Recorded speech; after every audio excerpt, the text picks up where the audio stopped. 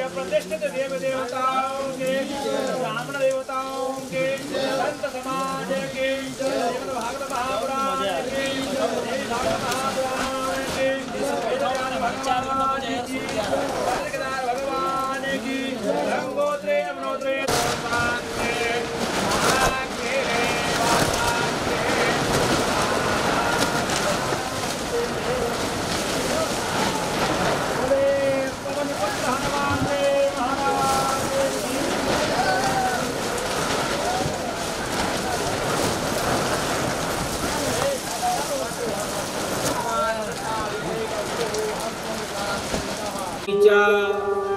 द्वितीयं ब्रह्मचारिणी तृतीयं चंद्रघंटेति कूष्माण्डेति चतुर्थकं पंचमं स्कंदमात्रेति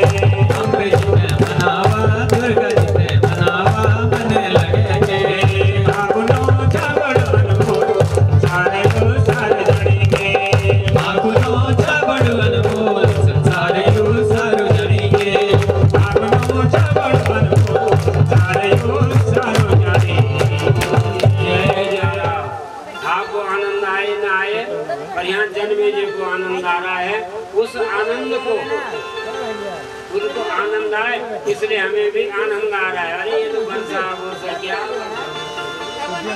खेत में काम करते तो क्या होता है, छोड़ देते हैं खेत सूतक पातक होता हमारा। खाना छोटा किसी का एक बड़ा, कपड़े छोटे, क्या छोटा, दिया जलाना छोटा, ये तो व्यवधान होगा।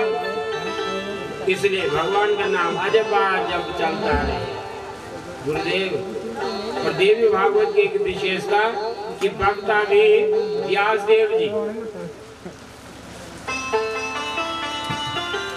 व्यासुवाच शृणु राजन् प्रवक्ष्यामि देव्याश्चरितोत्तमम् इतिहासं पुराणं च कथयामि शुभे। नहीं करनी ज्ञान से मंत्र दे देना। जिन लड़कियों की शादी नहीं हुई है, ज्ञान से बिल्कुल दे देंगे आपको जी करके। भागवत में है कात्यायनी महामाई महायोगिन्यधीश्वरी, भाव से प्रेम से राजकुमारी माँ भगवती राजराजेश्वरी के राजाओं के द्वारा जो पूजित, तो किसी की वो बेटी है, किसी की वो बहन है, किसी की वो माँ है, किसी की वो भांजी है। नहीं ऐसे ही नारी तो नारी एक होती है, देवी एक है, पर उसके पूर्ण नहीं होती है। एक घड़ी आधी गई, आधी से पूर्णिया। 24 मिनट की एक घड़ी, 24 मिनट की एक घड़ी, 12 मिनट की आधा घड़ी, और उससे भी पुण्य आधी 6 मिनट में हम श्रद्धा से मन से कोई कथा सुनते हैं तो हमारे मन को शांति मिलती है, विश्रांति मिलती है। तो पूज्य व्यासदेव जी बहुत सुंदर भागवत की कथा का रसपान करवा रहे हैं, हम भी बड़ा आनंद ले रहे हैं। प्रणाम करके, क्योंकि कल चौथा दिन है, व्यास जी ने कथाओं को प्रणाम करते करते कल कृष्ण जन्म करना ही है, कृष्ण जन्म होगा। और यहाँ कल हरि कथा प्रेमी ध्यान रखना, जो राजकुमार जंगल में चले गया जिसका कोई नहीं उसका विवाह भी होगा, क्योंकि यदि अपना इष्ट प्रसन्न है, अपने गुरुजन प्रसन्न है तो कोई कमी भी नहीं। संतों का आश्रय है, माँ का आश्रय है, और माँ के लिए तो कहा है पुत्र जाएगा माता न भवति, पुत्र जाएगा माता न भवति। पुत्र को पुत्र हो सकता है पर माँ कभी को माता नहीं हुई। महारानी मनोरमा अपने पुत्र का लालन पालन कैसे कर रही है, कितना योग्य और सुयोग्य बना रही है, ये सब माँ भगवती की कृपा। और आइए वाले कृष्ण भगवान श्रीमद्भागवत महापुराण की सुंदर आनंदमयी कथा का हम सब लोग 2 दिन से आनंद ले रहे हैं। भाव से प्रेम से जय जय श्री राधे श्याम कृष्ण गोविंद गोविंद हरे राधे गोविंद गोविंद कृष्ण गोविंद गोविंद राधे गोविंद कृष्ण गोविंद गोविंद राधे गोविंद गोविंद कृष्ण गोविंद राधे गोविंद हे गोपाल राधा कृष्ण गोविंद गोविंद हे गोपाल राधा कृष्ण गोविंद गोविंद हे नंदलाल राधा कृष्ण गोविंद गोविंद हे नंदलाल राधा कृष्ण गोविंद गोविंद।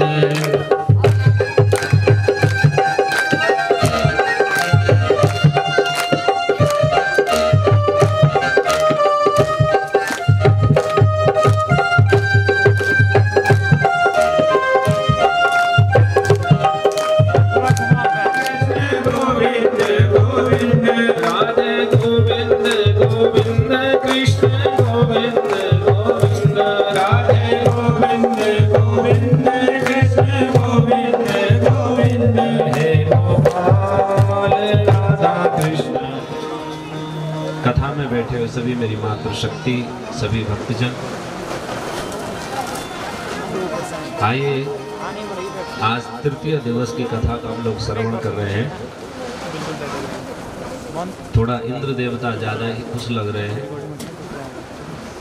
मैं तो बड़ा आनंद, बड़ी सुंदर व्यवस्था जजमान परिवार की ओर से थी और बड़े ही सुंदर बनता हमारे बीच में थे, परंतु थोड़ा इंद्र देवता ने व्यवस्था में, तो चलो कोई बात नहीं, 5-10 मिनट को अपने मन को थोड़ा सा एकाग्र करें। देखो जब मन विचलित होता है तब चाहे कुछ भी हो थोड़ा परेशानी बढ़ती है, इसलिए मन को एकाग्र करना हमारा काम है। अगर ऊपर वाला नहीं मान रहा है तो हमको भी नहीं मानना है, ठीक है भाई। वो अपना काम कर रहा है तो हम भी अपना काम करेंगे, परंतु उनकी जो अर्धांगिनी है, धर्म पत्नी है, वो थोड़ा सा कहना नहीं मानती थी। और कल हमने माताओं की कथा सुनाई थी कि जिस घर की स्त्री बहुत कला कलेश करती है उस घर में कभी भी लक्ष्मी की प्राप्ति नहीं होती, उस घर में हमेशा दरिद्रता रहती है। इसलिए हमारे यहाँ लोग मकान बनाते हैं, क्या कहते हैं कि घर में कौन है, मेरी घर वाले।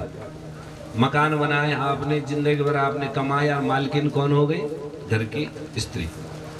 क्यों ऐसा कहा गया?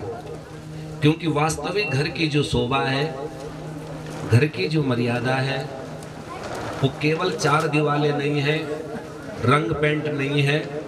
उस घर में जो रहने वाली स्त्री है वो कैसी है, उसके ऊपर घर की शोभा है। अगर घर की स्त्री अच्छी है तो उस घर की मर्यादा हमेशा बनी रहती है। रामचरितमानस में एक कथा आती है, जब जगत जननी जगदम्बा भगवती स्वरूपा सीता जी राम जी के साथ वन में जाती है तो राजा जनक को पता चलता है कि मेरी बेटी आजकल वन में है, मतलब वनवास में है। तो राजा जनक ने जब सुना तो जनक को लगा कि यार जिस बेटी ने कभी भूमि पर भी पांव नहीं रखा, जिसके चारों तरफ हजारों नौकर चाकर घूमते थे, जो राजा दशरथ की बहू है और जनक की बेटी है, कोई साधारण बालिका नहीं है, साधारण स्त्री नहीं है। तो जनक को लगा कि एक बार जरा देख के आऊं कि मेरी बेटी किस स्थिति में है।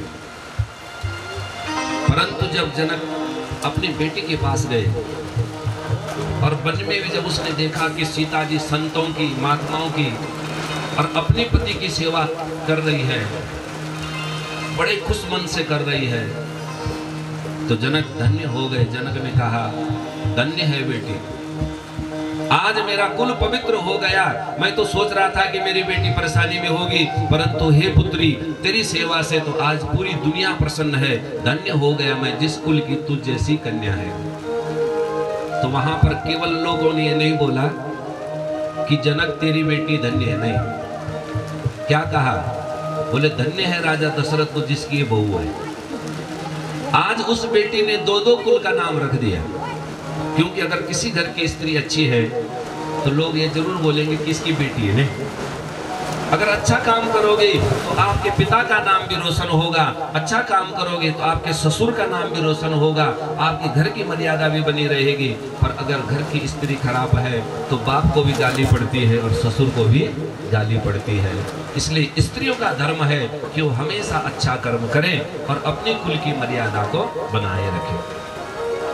इसलिए गोस्वामी जी कहते हैं, पुत्री पवित्र किए कुल दो, पुत्री पवित्र किए कुल दो, सुजस धवल।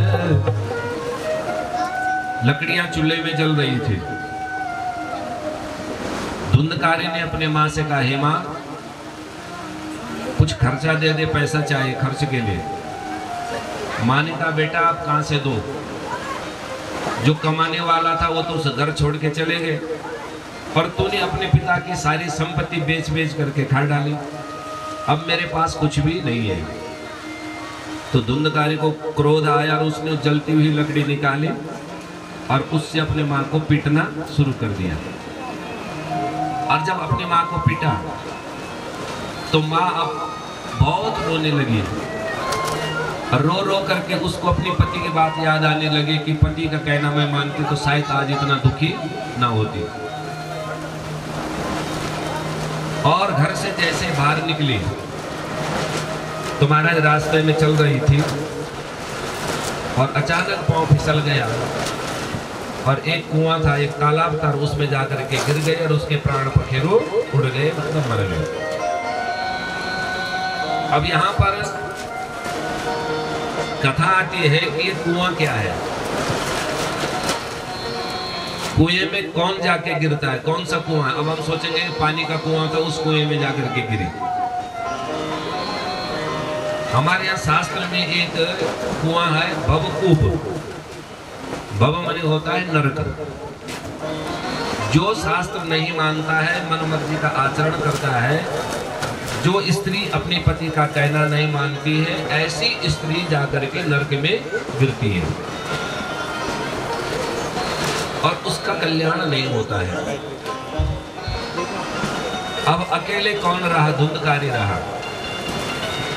धुंधकारी ने 5 विवाह किए, 5 स्त्रियों से विवाह किया और चोरी करता है, चोरी करके उन स्त्रियों की इच्छाएं पूरी करता है। एक दिन ये सो रखा था तो उन 5 स्त्रियों ने विचार किया कि ये तो चोरी करता है और अगर ये कभी पकड़ा गया तो हम भी इसके साथ जेल में चले जाएंगे, इसलिए इसको ही मार दो। अब उन्होंने उसके गले में रस्सी डाली और खींची, रहने लगा। अब इसके जो भाई थे दूसरे, कौन? गौकर्ण जी।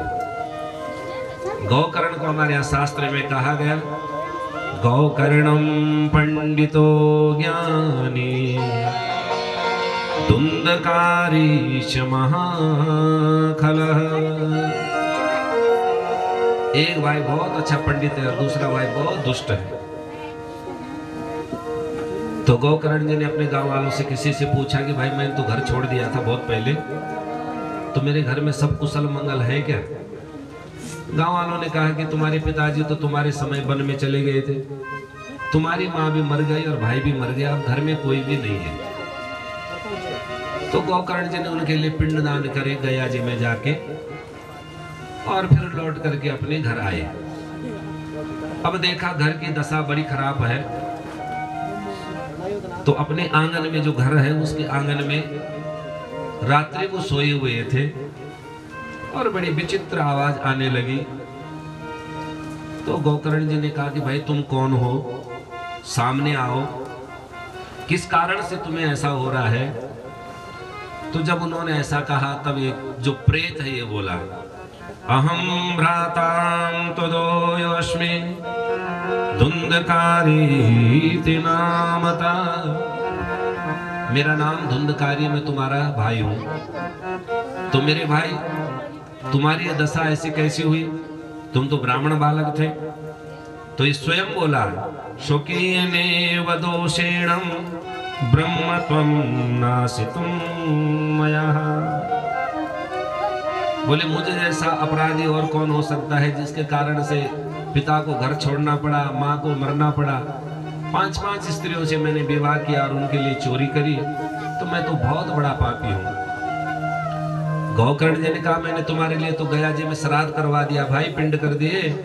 तो ये बोला, अरे बोले आप चाहो कितने बार भी श्राद्ध करो, चाहो कितने बार भी कराओ, परंतु मुझे मुक्ति मिलने वाली नहीं है, क्योंकि मैं साधारण प्रेत होने वाला नहीं हूँ, बहुत बड़ा अपराधी हूँ। तो क्या करें? बोले भाई कुछ करो मेरे लिए। धुंधकारी बोलता है, मुझे बहुत प्यास लगी, मुझे जल पीना है। तो उन्होंने कहा आप जल पिए। बोले मेरा जो कंठ है उसका जो छिद्र है वो सुई के बराबर है, जैसी सुई की नोक होती है आगे वाली, इसलिए मेरे गले में पानी भी नहीं जाता है। तो क्या करें? बोले कोई उपाय करो। तो उनके भाई ने भगवान सूर्य नारायण से पूछा कि प्रभु आप ही बताइए कि मैं अपने भाई के लिए क्या करूं, कैसे इनको मुक्ति हो। तो तब भगवान सूर्य नारायण बोले, श्रीमद्भागवतां मुक्ति सप्ताहं वाचनं कुरु। बोले एक ही उपाय है, क्या? श्रीमद् भागवत। अब श्रीमद् भागवत कितने दिन का हो? बोले सप्ताह वाचनम कुरु।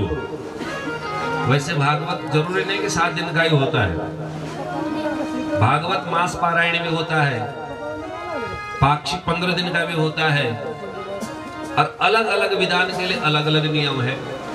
अब हमारे यहाँ ये सोचते हैं कि जब बरसी हो तभी भागवत करनी चाहिए, बाकी नहीं करनी चाहिए, ऐसा नहीं है। जो जस करहि तस फल चाखा, जो जस करहि तस फल चाखा। भाई व्यक्ति था, वो कहीं जा रहा था। अब वो चलते चलते उसको बहुत पसीना लगे, थक गया, और एक जगह एक आम का बगीचा था, और उस आम के बगीचे के नीचे बहुत बड़ा जो पेड़ था आम का, और उसके नीचे वो लेट गया, आराम कर रहा था। अब उसने कहा चलो थोड़ी देर सो जाता हूँ, थका हुआ हूँ। अब उसने थोड़ा लेटा नीचे, और उसकी नजर पड़ी ऊपर आम पर। उसने कहा हाँ क्या बढ़िया है, अगर एक आम नीचे आ जाता तो मैं खा लेता, मेरी थकान भी मिट जाती और भूख भी मिट जाती। अब उसकी नजर आम पे भी पड़ी, और उसी आम के पेड़ के साथ साथ में ना एक कद्दू की बेल लगी हुई थी, जिसको हमारे यहाँ बाली कहते हैं।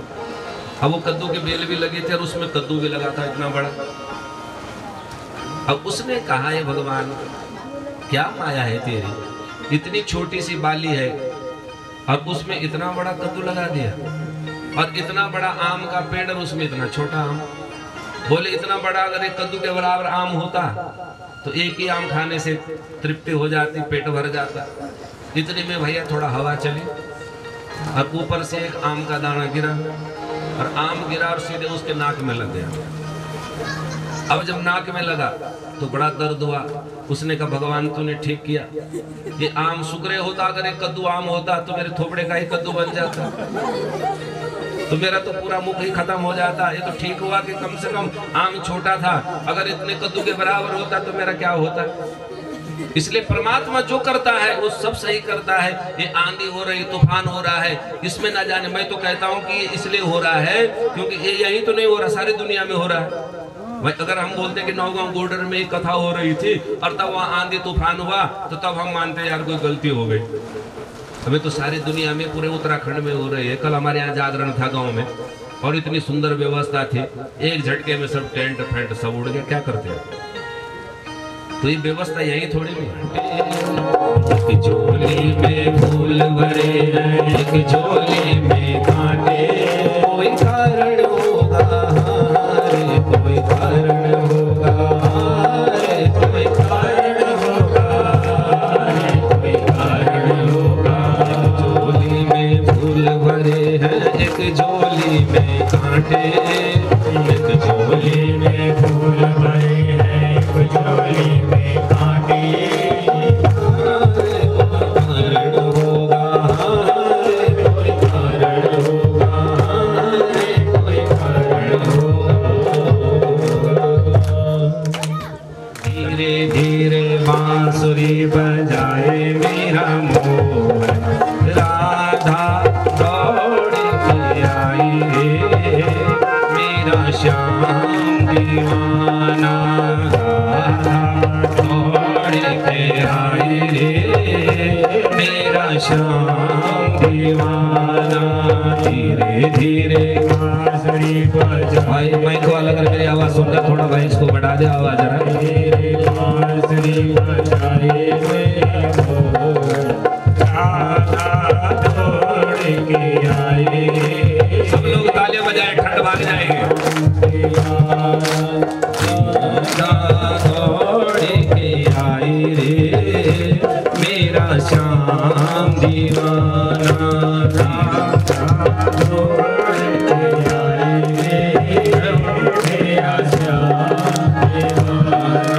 धीरे धीरे बांसुरी बजाए मेरा मोहन, धीरे धीरे बांसुरी बजाए मेरा मोहन, राधा दौड़ के आई रे मेरा श्याम दीवाना, राधा दौड़ के आई रे मेरा श्याम।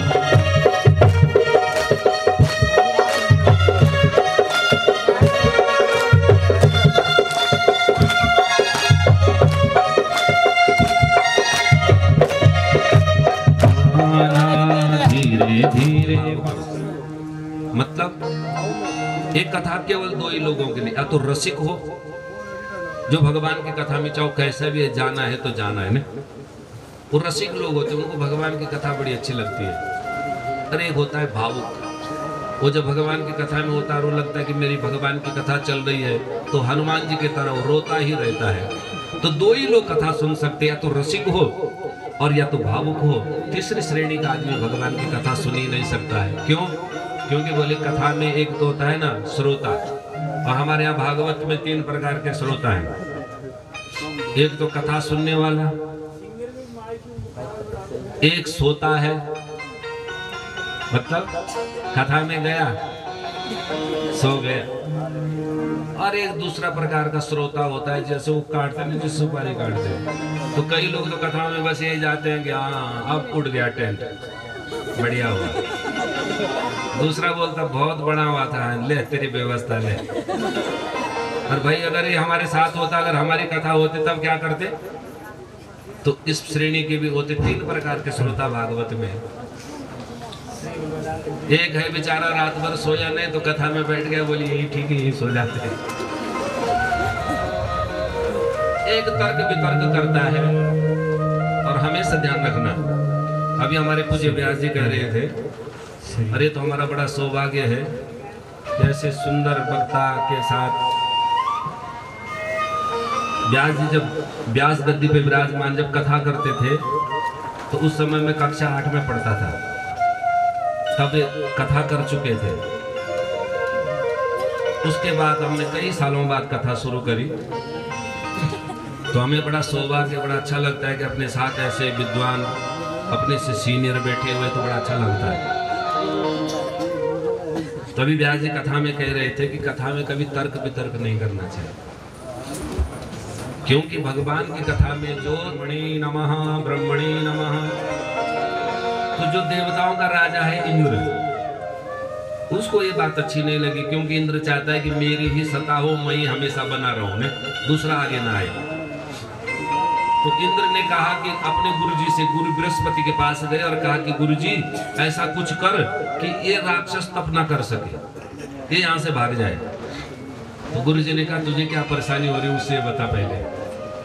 नाम ले रहा है, वो ले रहा है, तप कर रहा है, तो वो कर रहा है, तुझे तो अपने सिंहासन में बैठा रहा, तुझे क्या परेशानी है? बोले परेशानी तो ये कि मुझसे किसी का सुख देखा नहीं जाता है ना, ऐसे भी दुनिया में बहुत है। बोले मुझे मेरे से सुख देखा नहीं जाता है दूसरे का। तो बोले क्या करूं? बोले जाओ कुछ विघ्न बाधा शुरू करो। तो बृहस्पति ने कहा सुन, वो तो सब ठीक है, पर वो राक्षस ही है, परंतु भगवान का नाम ले रहा है, इसलिए भगवान के काम में जो बाधा बनता है उसको भगवान छोड़ते नहीं है। तो बृहस्पति बोले किसे? इंद्र से, सुनहु सुरेश रघुनाथ सुभाऊ, निज अपराध दिशाहीन काहू। सुनहु सुरेश रघुनाथ सुभाऊ, सुरेश का मतलब इंद्र। उसने कहा मेरे भगवान राम इतने सरल हैं, पर अगर भगवान के भक्त का कोई अपराध करता है तो भगवान उसको छोड़ता नहीं, उसको दंड देता है, इसलिए मेरी बात मान। वो राक्षसी ही है परंतु काम अच्छा कर रहा है, भगवान का नाम ले रहा है, इसलिए वहां विघ्न बाधा मत करना।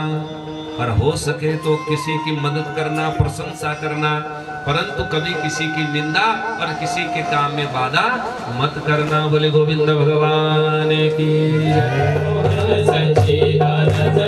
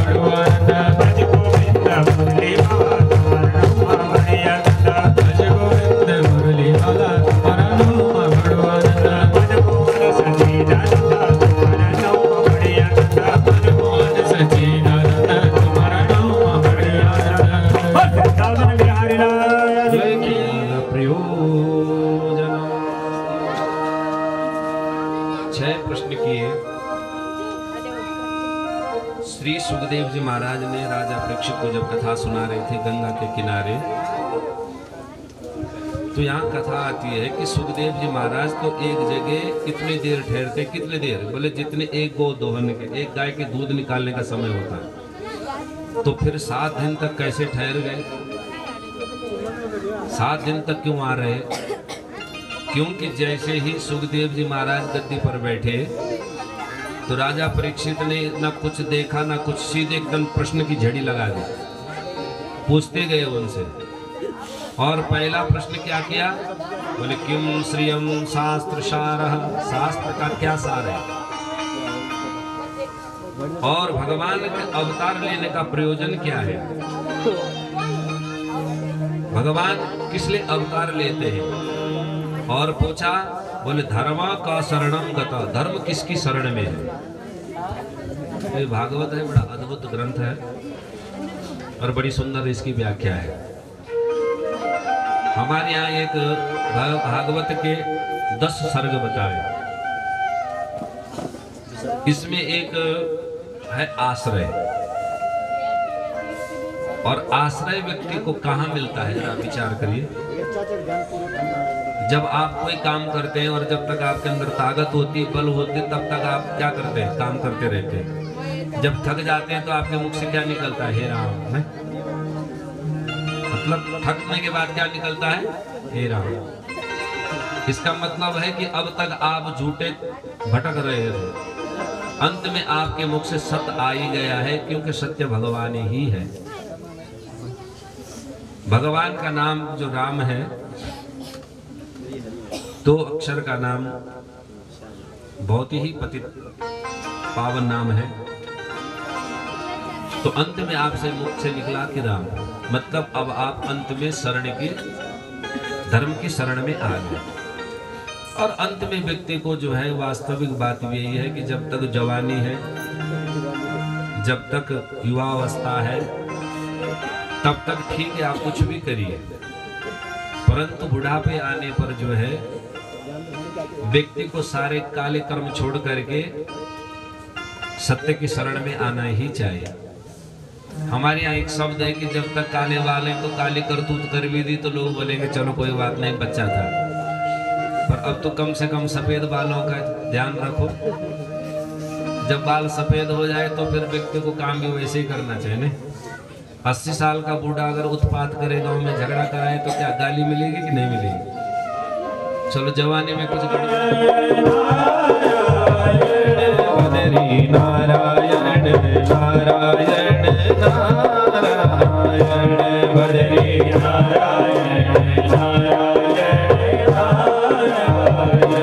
बदरी नारायण नारायण नारायण बदरी नारायण नारायण कि हे महाराज आप क्यों परेशान हैं? तो नारद जी ने उनको समझाया। नारद जी ने अपनी पूर्व की कथा सुनाई कि मैं पूर्व में कौन था, मेरी माँ कौन थी, किस कारण से मैंने नारद जी का शरीर प्राप्त किया। ये सारी कथाएं नारद जी ने सुनाई। यहाँ भागवत का जो मूल है, अब तक नारद जी सारी कथा सुना रहे थे, तो कहीं पे भी श्री नारदो वाच नहीं आया। श्रीमद् भागवत में, पूरे भागवत में आप पढ़ना, या तो श्री शब्द सुखदेव जी के आगे है, या फिर जहां भगवान कृष्ण बोले वहां पर है। केवल एक जगह 20 पितामह के आगे आता है श्री भीष्म 5 पांडवों के सिर काट के ले आ, तो मुझे आराम से, मेरी मृत्यु होगी तो मुझे शांति मिलेगी। अश्वत्थामा ने कहा ठीक है। वो पांडवों के शिविर में जाता है, पर भाग्यवश देखे कि पांडव उस समय वहां नहीं थे। द्रौपदी के 5 बेटे हैं, द्रौपदी के 5 पुत्र सोए हुए थे। द्रौपदी के 5 पुत्रों का नाम है प्रतिविघ्न, श्रुतसेन, श्रुतकर्मा, शतानिक और श्रुतसेन। ये 5 बेटे हैं द्रौपदी के। 5 सोए हुए थे। अश्वत्थामा ने विचार किया कि ये 5 पांडव हैं अपनी तलवार निकाली, पांचों के सिर अलग करे, एक वस्त्र में बांध करके ले गया दुर्योधन के पास। लो मित्र, ये तुम्हारे जो शत्रु थे उनके सिर काट के मैं ले आया। परंतु जब दुर्योधन ने देखा तो दुर्योधन ने कहा, हो ये क्या कर दिया तुमने, ये तो मेरे शत्रु नहीं, ये तो द्रौपदी के बेटे हैं, छोटे छोटे बालक हैं, इन्होंने हमारा क्या बिगाड़ा, ये तो ठीक नहीं। दुर्योधन को भी अच्छा नहीं लगा। परंतु जब उनके सिर कट गए और खून की धारा बह रही थी तो उसी समय द्रौपदी भगवान कन्हैया के साथ पांडवों के साथ आई और द्रौपदी ने रुद्र जब देखा तो बहुत रोने लगी। द्रौपदी ने कहा, हे किसने ऐसा किया, जघन्य अपराध, मेरे पांचों बालकों के सिर काट दिए। मां बहुत रोने लगी। द्रौपदी कल भगवान से कहती, कन्हैया तुम तो सब कुछ जानते हो, ये किसने ऐसा किया। तो भगवान बोले कि ये अश्वत्थामा का काम है। अर्जुन के साथ भगवान गए, उनको पकड़ा और रस्सी में बांध करके रथ के पीछे वाले हिस्से में बांध दिया और बांध करके द्रौपदी के आगे लेके, लो ये तुम्हारा अपराधी, इसको जो दंड देना है दीजिए। परंतु द्रौपदी ने जब देखा कि गुरु द्रोणाचार्य का बेटा अश्वत्थामा रो रहा है और बहुत कांप रहा है, तो द्रौपदी ने कहा कि मेरे बेटे तो मरी गए हैं, अब इसको क्यों मारे, क्योंकि अगर इसको मारेंगे तो इसकी जो माँ है कृपाचार्य की बेटी वो भी रोएगी। इसलिए द्रौपदी आज यहाँ पर बड़ा सुंदर कहती है, मुंचदाह मुंचदामेश ब्राह्मणो नितराम गुरु। मुंचदाह मुंचदाह मतलब छोड़ दो, छोड़ दो। तो भगवान बोले कि क्यों छोड़िए, तो अपराधी है। तो द्रौपदी बोली, बोले ये तो ब्राह्मण है। ब्राह्मण अगर कितना अपराध भी करे, कितना पापी भी क्यों ना हो, परंतु ब्राह्मण को कभी दंड नहीं दिया जाता है। बोले क्यों, बोले जो ब्राह्मण को दंड देता है उसकी 100 पीढ़ी नरक में चली जाती है। ब्राह्मण कितना भी पापी क्यों ना हो, आतताई क्यों ना हो, परंतु ब्राह्मण का कभी भी अनादर नहीं करना चाहिए और ब्राह्मण को कभी मारना नहीं चाहिए। इसलिए कहती है कि छोड़ दो, छोड़ दो। भले इसने मेरे 5 बेटे मार दिए, परंतु ये ब्राह्मण है और गुरु का बेटा भी है, इसलिए इसको छोड़ दो। छोड़ दिया गया। अब जब छोड़ दिया तो आज अश्वत्थामा को बड़ा बुरा लगा कि मेरा बहुत बेइज्जती हुई। अब के बार इसने विचार किया कि अब के बार मैं पांडवों को छोड़ूंगा नहीं। अब तक तो मैंने चलो 5 ही मारे, पर अब के बार मैं ऐसा काम करूंगा कि जिससे पूरा पांडवों का वंश ही समाप्त हो जाए। तो महाराज इसने अब बाण अपना छोड़ा, ब्रह्मास्त्र का संधान किया और किसके तरफ जा रहा है? अभिमन्यु की पत्नी का नाम है उत्तरा। अभिमन्यु तो आपको पता है कि महाभारत का युद्ध हुआ, चक्रव्यूह में मारा गया था। अब उस समय उत्तरा गर्भवती थी, उनके पेट में बच्चा था और पांडवों का अंतिम वंशज है। तो अब जब अश्वत्थामा ने जब बाण छोड़ा तो बाण सीधे किसके तरफ जाता है? उत्तरा के तरफ जाता है। और उत्तरा ने विचार किया कि अब मैं किसकी शरण में जाऊं। देखो उत्तरा ने बड़ा सुंदर कहा कि अगर मैं द्रौपदी के जैसे करूं, क्योंकि द्रौपदी अगर सीधे ही कन्हैया को बुलाती तो दुशासन के क्या मजाल थे कि साड़ी खींच सकता, परंतु द्रौपदी ने बहुत देर कर दी थी, क्योंकि उसकी नजर पहले अपने पतियों पर रही, फिर गुरुजी लोगों पर रही, उस सभा में बैठे लोगों पर रही। जब किसी ने भी उनका साथ नहीं दिया तब वो भगवान से कहते हैं, कृष्णम द्वारिका वासे वासे यादव नंदन। तो यहाँ कई संतों का मत है कि भगवान तो उस समय वही थे, परंतु उनको बोलना पड़ा कि हे द्वारिका वासी। तो मेरे गोविंद एक बार पहले द्वारिका गए और तब द्वारिका से लौट के आए और फिर भगवान ने कहा कि चलो देखते हैं। हे कृष्ण द्वारिका वासी क्वासी यादव नंदन मामे गर्भ निपातिता। हे गोविंद, ये जो काम रूपी बाणहारा है, ये मेरे जो गर्भ है, मेरा जो शिशु है मेरे पेट में, इसको खंडित कर देगा, निपातिता में गिर जाएगा। और देखो उत्तरा भगवान से कहती है कि मुझे अपनी चिंता नहीं है, मैं मर जाऊं कोई बात नहीं है, परंतु मेरा गर्भ नहीं गिरना चाहिए। अगर मेरा गर्भ गिर जाएगा तो पांडवों का वंश निर्वंश हो जाएगा, आगे वंश नहीं बढ़ेगा। और मेरे गोविंद लोग बोलेंगे कि जब कृष्ण उनके साथ था तो फिर ऐसे कैसे हो गया। इसलिए गोविंद मैं मरूं तो कोई बात नहीं, परंतु मेरा ये बच्चा गिरना नहीं चाहिए, मरना नहीं चाहिए। भगवान ने कहा बड़ी चतुर है, बड़ी चालाक है। बोले बच्चा तभी सुरक्षित रह सकता है जब माँ सुरक्षित होगी, और माँ मर जाएगी तो गर्भ तो अपने आप खत्म हो जाएगा। इसलिए एक साथ 2 वरदान मांग लिए उत्तरा ने कि मैं भी सुरक्षित रहूं और मेरा गर्भ भी सुरक्षित रहे। भगवान ने कहा चिंता क्यों करती है, जहां मैं हूं वहां हमेशा विजय होती है। और भगवान देखते देखते ही उत्तरा के गर्भ में प्रवेश हो गए। कई लोग कहते हैं कि चक्र के रूप में हुए, कि यहाँ पर भागवत में आया है कि स्वयं मेरे गोविंद ही चक्र बन करके उत्तरा के गर्भ में चले गए और उस बालक की रक्षा करने लगे। और जिसके चारों तरफ चक्र घूमने लगा तो उसी बच्चे का नाम पड़ गया परीक्षित। परीक्षित का मतलब होता है कि जिसकी चारों तरफ दृष्टि हो। बोले गोविंद भगवान की जय। वृंदावन जाने को जी चाहता है, वृंदावन जाने को जी चाहता है। राधे राधे गाने को जी चाहता है, राधे राधे गाने को जी चाहता है। भाव से ताले बजाते हुए, जितनी तालियां बजाओगे उतने जल्दी खाना मिलेगा।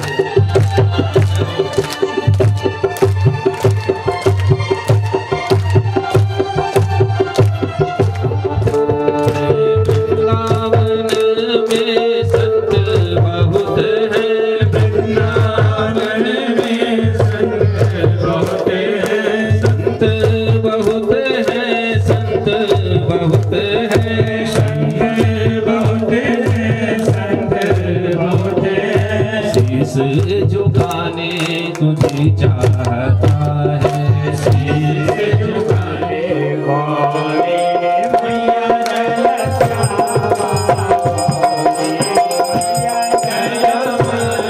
मंगल मूर्ति, मैया जय आनंद करनी।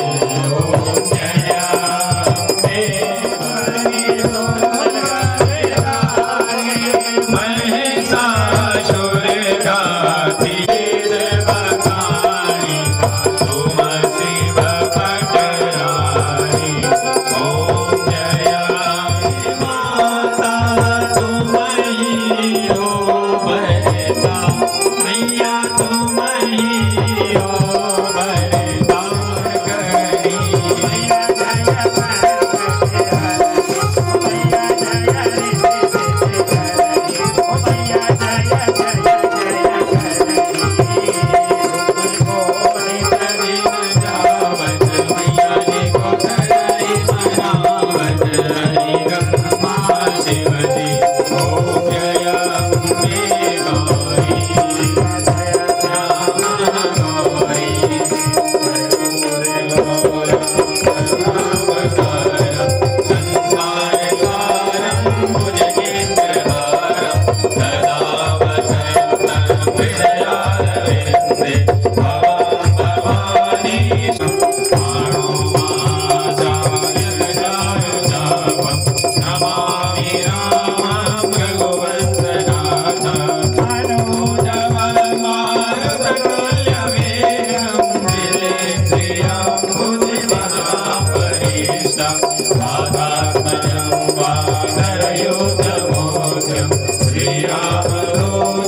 शरणं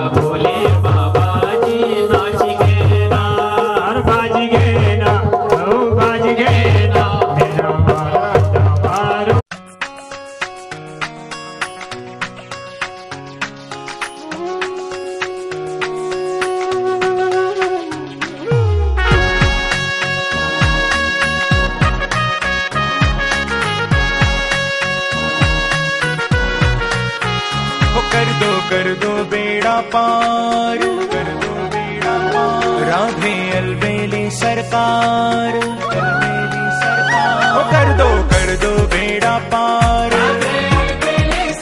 ओ कर दो बेड़ा पार। ओ राधे अलबेली सरकार, राधे अलबेली सरकार। ओ राधे अलबेली सरकार, राधे अलबेली सरकार। कर दो बेड़ा पार, ओ कर दो बेड़ा पार। ओ कर दो बेड़ा पार, राधे अलबेली सरकार।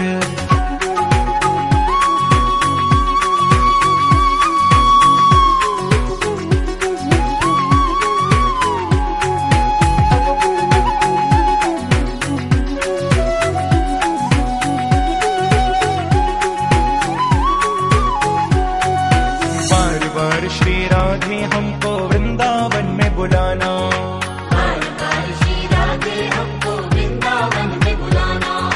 आप भी दर्शन देना बिहारी जी से भी मिलवाना।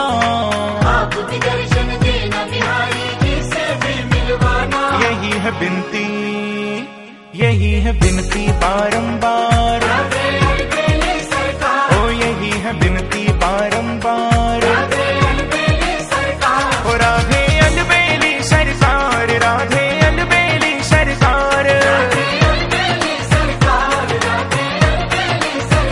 ओ राधे अलबेली सरकार, राधे अलबेली सरकार। कर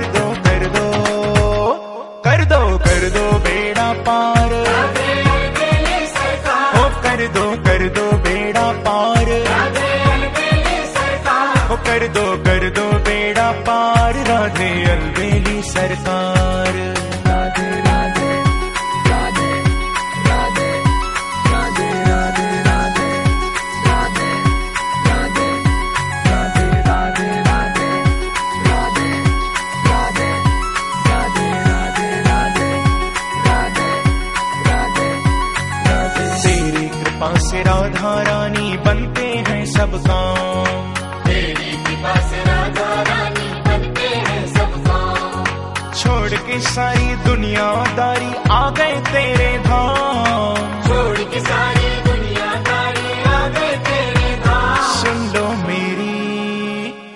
लो मेरी करुण पुकार,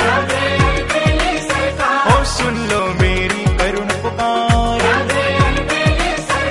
ओ राधे अलबेली सरकार, राधे अलबेली सरकार। ओ राधे अलबेली सरकार, राधे अलबेली सरकार। कर दो बेड़ा पार, ओ कर दो बेड़ा पार। ओ कर दो बेड़ा पार, राधे अलबेली सरकार।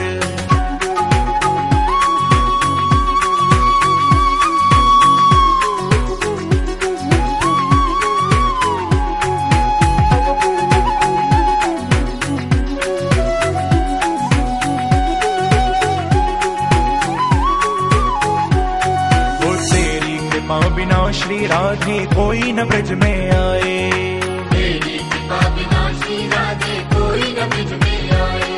और तेरी कृपा जो हो जाए तो भव सागर तर जाए, तेरी कृपा जो हो जाए तो भव सागर तर जाए। हो तेरी महिमा अपरंपार, हो तेरी महिमा अपरंपार। ओ राधे अलबेली सरकार, राधे अलबेली सरकार।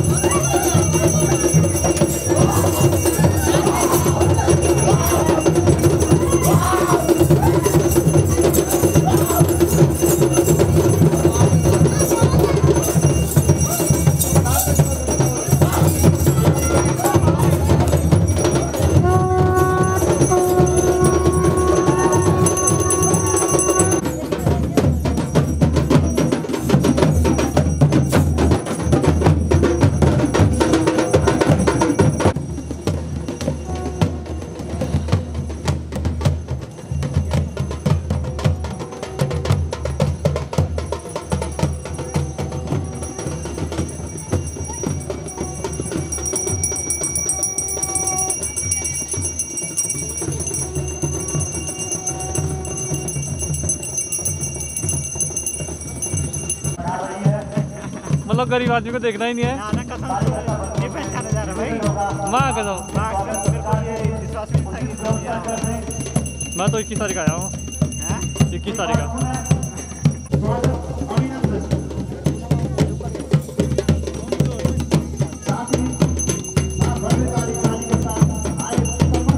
जो अभिलाषी हैं आप सभी लोग भी मां भद्रकाली के आप सभी के लिए पूर्व सयाना की ओर से आप सभी के स्वागत के लिए जिन्होंने व्यवस्था की है, उचित व्यवस्था की है, आप सभी का एक बार उनकी ओर से ग्राम सभा नवोदर की ओर से आप सभी का स्वागत अभिनंदन। की टोली अंदर बढ़ा रही है, आप उनके लिए उचित व्यवस्था जरूर कर दें।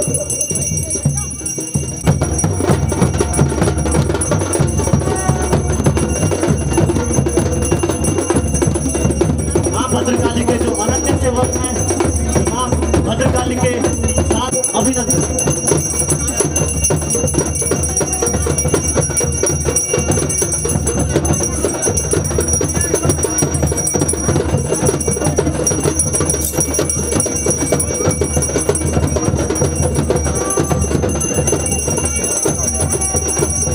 मां भगवती की डोली को उनके स्थान पर पहुंचाने के लिए जरूर सहयोग प्रदान करें।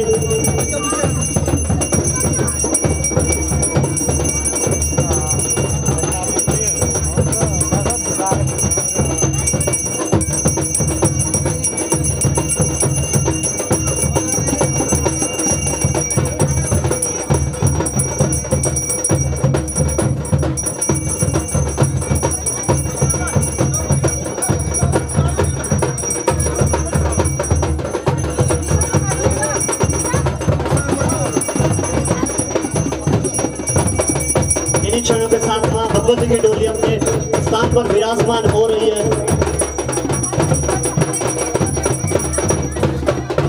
पीछे मेरी कुछ माताएं बहनें, उनको भी जो दर्शनों के अभिलाषी हैं मां भगवती डोली के,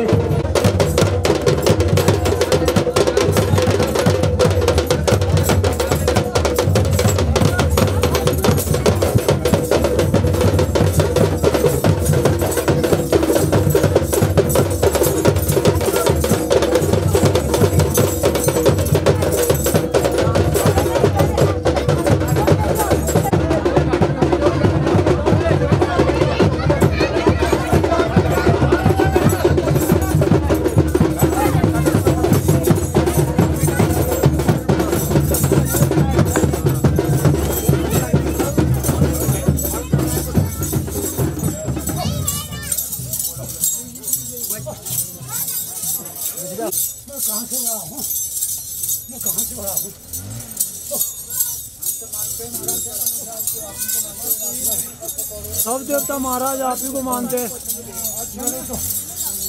जनता जनार्दन जनता जनार्दन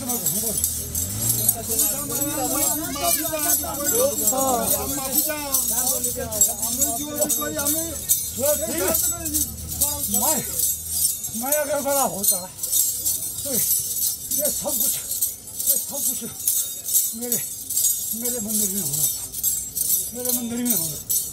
महाराज सब गलती सबसे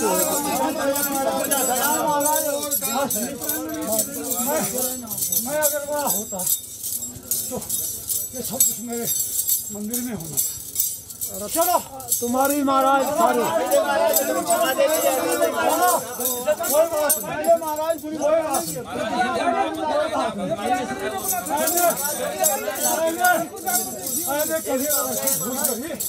तो माफ नहीं हुआ।